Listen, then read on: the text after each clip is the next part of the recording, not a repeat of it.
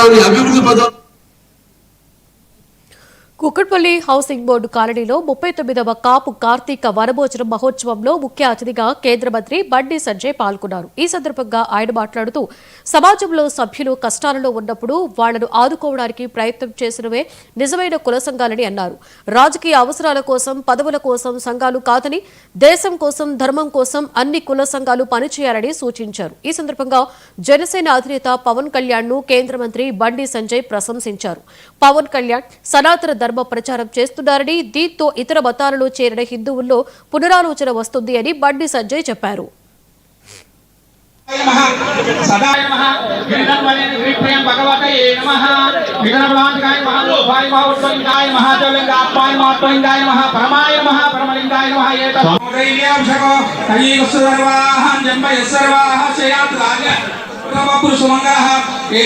रुद्राय सहस्राक्षाय मेघसेः अद्वय सत्वहं तेभ्यो नमः परं विश्वरक्षाय त्रिभुजा नमस्ते स्वायाना प्रदाय विश्वमेः उपाभ्यां वेमो बाहुभ्यां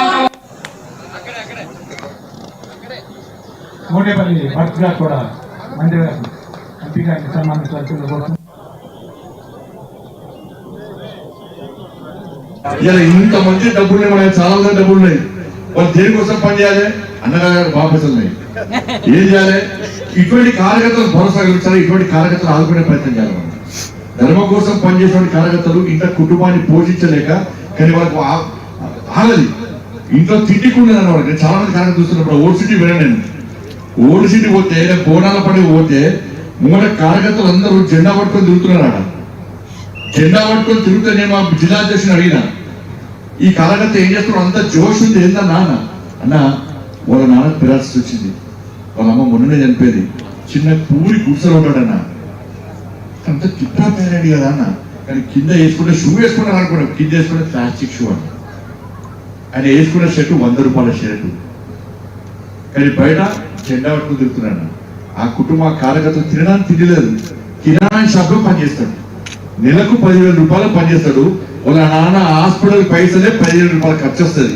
ఆ కార్యకర్త ఇక్కడ బాధపడకుండా భయపడకుండా, నేను పేదరికంలో ఉన్నా, నా నాన్న హెల్త్ మంచి లేదు, నేను కిరాణా షాప్లో పనిచేస్తున్నా, నాకు బట్టలు లేవు, నాకు ఇల్లు లేదంటే భయపడతాడు, బాధపడతాడు, నేను బయట ధర్మం కోసం పనిచేస్తున్నాడు. అటువంటి కార్యకర్తలను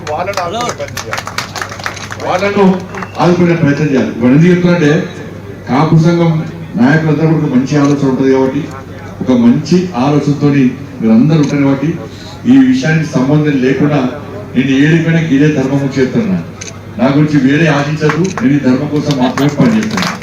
కాబట్టి ఒకటి తాటి తీసుకొచ్చి అన్ని జిల్లాలలో ఎక్కడెక్కడ ఎవరు స్థిరపడినారు ఒక డేటా తీసుకొని అందరం కలిసినట్టయితే ఖచ్చితంగా రాజ్యాధికారం కాపులేదు.